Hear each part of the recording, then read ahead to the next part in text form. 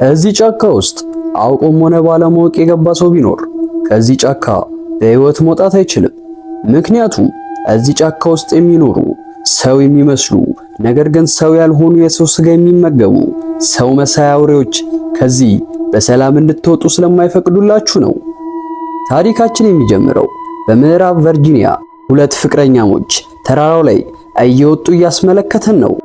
ፍቅረኛዋም ተራራውን በፍጥነት ከወጣም በኋላ ምን እንደሆነ በማይታወቅ ሁኔታ ከላይ ወደ ታች ተወርውሮም ይወድቃል።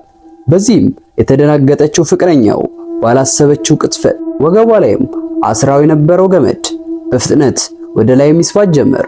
ነገሩ ግራ ያጋባትም እቺ ሴት ገመዱን በያዘችው ቢላ ቆርጣ ወደ ታችም ትወድቃለች።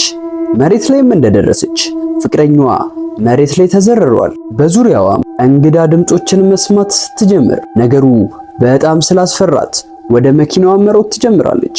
ነገር ግን ተወጥሮ የታሰበ ሽቦ ጠልፎ ይጥላታል። በዚህም አላበቃም። እቺ ሴት ድራሿ ይጠፋል።